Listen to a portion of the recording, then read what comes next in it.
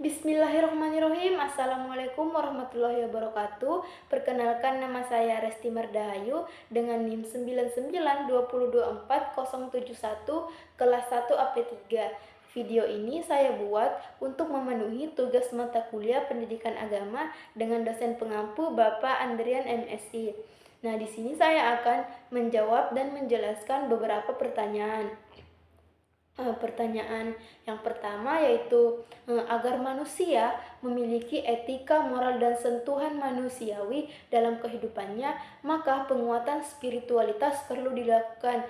Penguatan spiritualitas ini secara fisiologis dikatakan sebagai penguatan visi ilahi, potensi bertuhan atau kebertuhanan.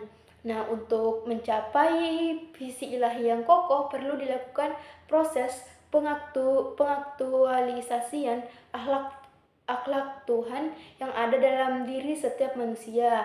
Lalu apa yang harus dilakukan oleh manusia jika ingin memiliki visi ilahi yang kokoh? Menurut saya, untuk memiliki visi ilahi yang kokoh, manusia perlu memperbaiki dirinya, terutama dalam spiritual. Caranya dengan mengasah akhlak atau etika dan perilaku yang mencerminkan sifat-sifat Tuhan seperti kasih sayang, kejujuran, dan kebaikan. Manusia juga perlu memperbanyak refleksi diri, beribadah dengan khusyuk, dan memahami bahwa hidup ini lebih dari sekedar hal-hal materi. Menyadari tujuan hidup yang lebih tinggi, yaitu berhubungan dengan Tuhan, membantu kita memiliki visi yang lebih jelas dalam hidup.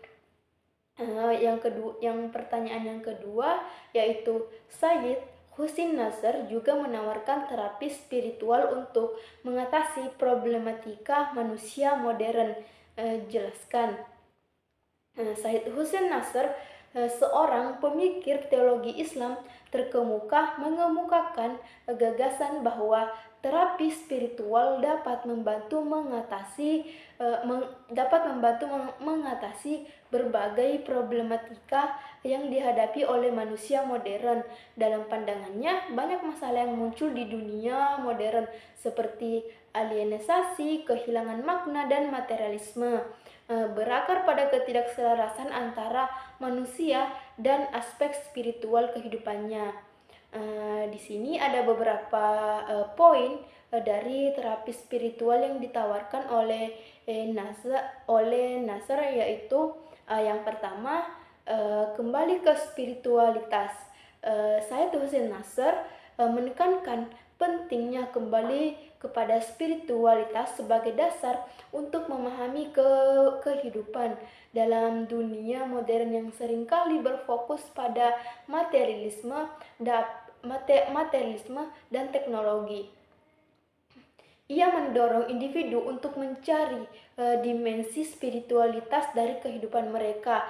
Ini bisa dilakukan melalui praktik ibadah, meditasi, dan refleksi diri yang membantu individu menemukan makna yang lebih dalam. Yang kedua itu menghargai tradisi dan kebijaksanaan lama. Nasr percaya bahwa banyak ajaran dan tradisi spiritual yang telah ada selama berabad-abad, menawarkan kebijaksanaan yang sangat relevan dengan masalah yang dihadapi saat ini. Dia mengajak orang-orang untuk menguji teks-teks suci dan tradisi spiritual yang mendalam untuk memperoleh pemahaman yang lebih baik tentang diri mereka dan dunia di sekitar mereka.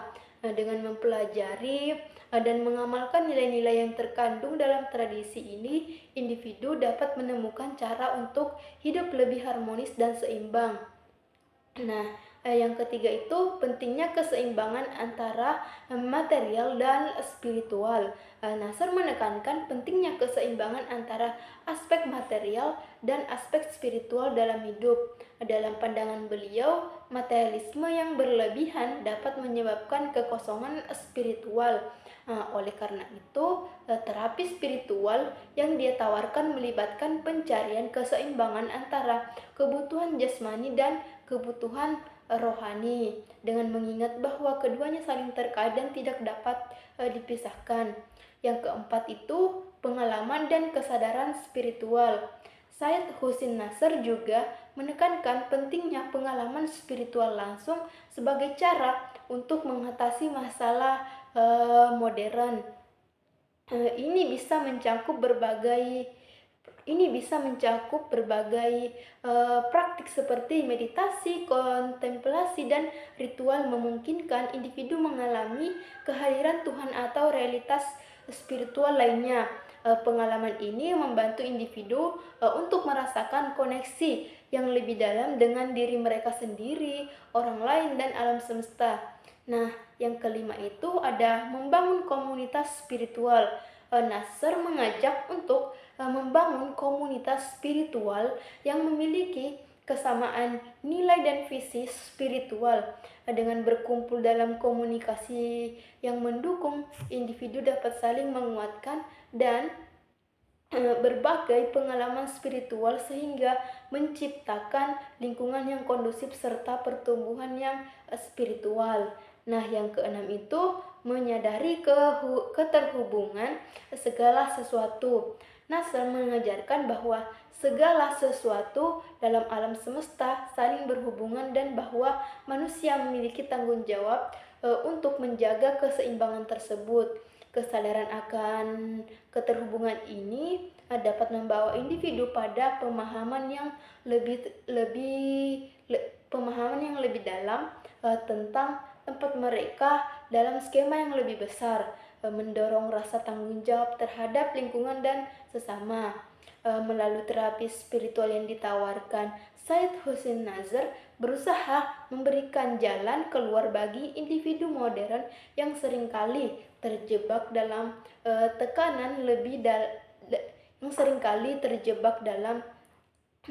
dan kekosongan hidup. Dia menekankan bahwa dengan kembali kepada nilai-nilai spiritual dan mencari makna lebih dalam, individu dapat menemukan kedamaian, tujuan, dan koneksi yang lebih dengan diri mereka sendiri dan dunia sekitar mereka.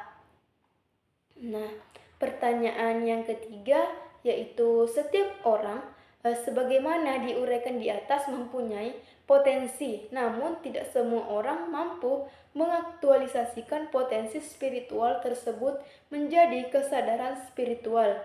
Nah, sadar artinya tahu, mengerti, dan paham, lalu bertindak sesuai dengan tuntunan yang dipahaminya. Bahkan ia menghayati makna di balik sikap yang didasari pemahaman tersebut. Kesadaran spiritual dalam bahasa Islam sering disebut al-wahyu ar-ruhani atau kesadaran spiritual atau al-wahyu al-ilahi atau kesadaran ketuhanan. Menarik untuk dikaji lebih lanjut mengapa kesadaran spiritual disamakan dengan kesadaran ketuhanan. Kesadaran spiritual disebut sebagai kesadaran ketuhanan karena pada intinya mengenal dan memahami Tuhan adalah bentuk tertinggi dari kesadaran spiritual. Ketika seseorang sadar secara spiritual, ia tidak hanya memahami agama dan ajarannya secara intelektual, tapi juga menghayati dan merasakan dalam setiap aspek kehidupan. Orang yang memiliki kesadaran spiritual akan bertindak sesuai dengan pemahaman, menganggap setiap langkah hidupnya sebagai ibadah dan bentuk penghambaannya kepada Tuhan. Nah, pertanyaan yang keempat itu, Tuhan dalam bahasa Indonesia merupakan terjemahan dari kata Lord dalam bahasa Inggris, Señor dalam bahasa Latin, Senhor dalam bahasa Portugis, dan Maulaya atau Sayyidi dalam bahasa Arab. Semua kosakata di atas menyaran pada makna Tuhan. Kata Tuhan disinyalir berasal dari kata Tuan yang mengalami gejala bahasa Paramasui 42 sehingga diberi tambahan bunyi H seperti empas menjadi hempas, embun menjadi hembus. Lalu apakah sejatinya Tuhan itu? Pernyataan apakah Tuhan itu telah memusingkan umat manusia selama berabad-abad dan akan terus-menerus menantang pemahaman logis dengan konsep bahwa di atas sana ada sebuah kerajaan yang dipimpin oleh Tuhan, Raja yang akan memberikan ganjaran kepada mereka yang berbuat baik dan akan memberikan hukuman kepada mereka yang berbuat salah. Dengan kasana pemikiran umat Islam, diskusi tentang Tuhan adalah pembicaraan yang tidak pernah tuntas dan selalu menjadi polemik. Itulah sebabnya ilmu yang membicarakan Tuhan disebut ilmu kalam dan pengkajinya disebut dengan mutakolim, karena ilmu kalam selalu diperbicarakan dan diperdebatkan tanpa kata tuntas. Nah, ayat 1 bagaimana Tuhan bagaimana Tuhan dirasakan kehadirannya dalam prospek psikologis. Dalam sudut pandang psikologis, Tuhan sering kali dirasakan melalui pengalaman batin seseorang. Banyak orang yang merasakan kehadiran Tuhan dalam momen-momen penting hidup mereka, seperti saat menghadapi kesulitan atau mencari makna dalam hidup. Psikologi melihat hubungan manusia dengan Tuhan sebagai suatu yang bisa membantu mengatasi rasa takut, kecemasan dan kesepian. Misalnya itu ada orang yang merasakan kedamaian saat berdoa atau beribadah yang membuat mereka merasa lebih dekat dengan Tuhan. Pengalaman ini bisa berbeda-beda tergantung pada latar belakang pribadi dan kondisi psikologis seseorang, tetapi itu umumnya melibatkan rasa keterhubungan dengan sesuatu yang lebih besar dari diri sendiri. Nah, yang kedua, bagaimana Tuhan disembah oleh masyarakat dalam perspektif sosiologis. Dari perspektif sosiologis sendiri, penyembahan terhadap Tuhan adalah bagian dari interaksi sosial yang mengikat komunikasi di masyarakat. Agama dan penyembahan Tuhan sering diorganisir melalui ritual, tradisi, dan norma-norma sosial. Misalnya salat berjamaah dalam Islam atau misa dalam agama Kristen, dan bukan hanya sekadar bentuk ibadah pribadi, tetapi juga aktivitas kolektif yang mempererat hubungan antar individu dalam komunitas tersebut. Sosiologi seperti Durkheim menekankan bahwa agama berperan penting dalam menjaga kohesi sosial, membentuk identitas kelompok, serta menetapkan aturan moral yang mengarahkan perilaku masyarakat.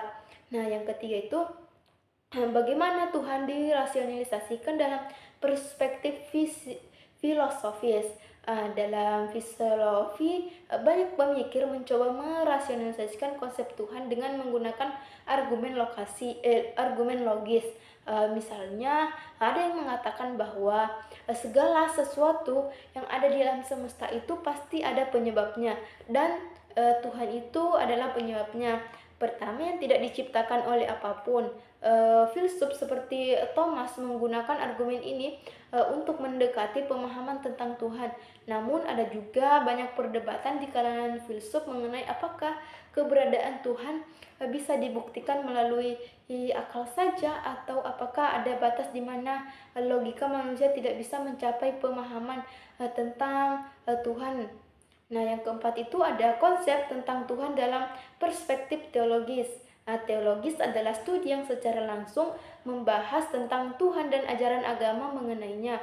Dalam agama-agama besar seperti Islam, Kristen, Tuhan dipandang sebagai makhluk yang sempurna, maha kuasa, dan tak terbatas.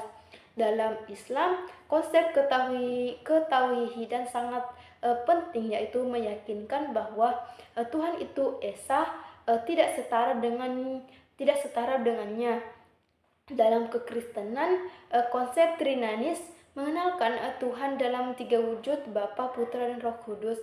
Teologi berusaha menjelaskan sifat Tuhan dan bagaimana manusia bisa mengenal Tuhan melalui wahyu, kitab suci, dan pengalaman religius. Namun meski Tuhan menggambarkan dalam berbagai cara, teologi mengakui bahwa Tuhan selalu melampaui batas pemahaman manusia. Jadi secara keseluruhan itu meskipun cara memahami Tuhan itu berbeda-beda, dari setiap perspektif ini semua berusaha menggali pertanyaan mendasar tentang siapa Tuhan, bagaimana perannya dalam hidup kita dan bagaimana manusia bisa mendekatinya. Nah, pertanyaan yang kelima itu, apa yang dimaksud dengan tajalliyat Tuhan? Tajalliyat Tuhan mengacu pada bagaimana Tuhan menampakkan atau memanifestasikan dirinya kepada makhluknya, bukan dalam bentuk fisik tetapi melalui berbagai tanda, pengalaman, atau fenomena yang bisa dirasakan atau dipahami. Dalam tradisi spiritual Islam, terutama dalam tasawuf, mistisme, tajalil berarti bahwa Tuhan yang ada pada dasarnya tidak bisa dijangkau langsung oleh manusia, memberikan pancaran atau tanda tentang keberadaannya. Ini bisa terjadi melalui alam semesta, misalnya keindahan alam, peristiwa-peristiwa tertentu, atau bahkan melalui pengalaman batin seseorang saat sedang mendekatkan dirinya kepada Tuhan. Para sufi percaya bahwa semakin seseorang membersihkan hatinya dan mendekatkan dirinya kepada Tuhan, semakin ia bisa merasakan manifestasi Tuhan ini. Namun pentingnya Tuhan untuk diingat bahwa tajalliyat bukan berarti melihat Tuhan secara langsung, karena Tuhan itu tetap transenden dan melampaui pemahaman manusia. Tajalliyat lebih kepada bagaimana manusia dapat merasakan atau menyadari keberadaan Tuhan melalui tanda-tanda atau refleksi dari sifat-sifatnya dalam kehidupan sehari-hari atau dalam perjalanan spiritualnya. Nah, pertanyaan keenam itu memaksanya untuk tunduk kepada tuntunan kesenangan jasmani. Seringkali terjadi konflik internal dalam diri manusia antara dorongan spiritual dan material, sehingga dalam khasanah Islam dikenal paling tidak ada 3 tipologi jiwa manusia, yaitu an-nafs al-amara bisuh, jiwa yang selalu tergerak melakukan keburukan, an-nafs al-lawamah, jiwa yang selalu mencela diri, dan an-nafs al-mutmainnah, jiwa yang tenang. Nah, agar manusia dapat tetap konsisten dalam kebaikan dan kebenaran Tuhan, apa yang harus dilakukan oleh manusia? Agar manusia bisa tetap konsisten dalam kebaikan dan kebenaran Tuhan, pentingnya manusia untuk mengelola dan menyelaraskan ketiga tipologi jiwa yang ada dalam diri mereka, an-nafas al-amara bis-su'u, an-nafas al-lawama, dan an-nafas al-mutmainnah. Masing-masing tipe jiwa ini menggambarkan tingkat kesadaran kontrol seseorang terhadap dorongan jasmani serta spiritual. Beberapa langkah yang bisa diambil agar manusia tetap konsisten dalam jalan kebaikan. Yang pertama itu mengendalikan jiwa yang tergerak melakukan keburukan atau an-nafs al-amara bis-su'u. Jiwa ini adalah bagian dari diri manusia yang cenderung mengikuti nafsu dan godaan buruk, seperti kecenderungan pada kesenangan jasmani, materialisme, dan hawa nafsu. Nah, untuk mengendalikannya, manusia perlu yang pertama itu meningkatkan kesadaran diri, yaitu melakukan introspeksi dan sadar akan dorongan-dorongan negatif yang ada dalam diri. Nah, yang kedua itu menguatkan disiplin diri, latihan seperti puasa, menahan diri dari hal-hal yang buruk, dan berlatih kesabaran membantu memperkuat kemampuan untuk melawan godaan tersebut. Nah, yang selanjutnya itu memperbanyak ibadah seperti sholat, zikir, dan doa, membantu melembutkan hati dan membuat manusia lebih fokus pada tujuan spiritual daripada keinginan duniawi.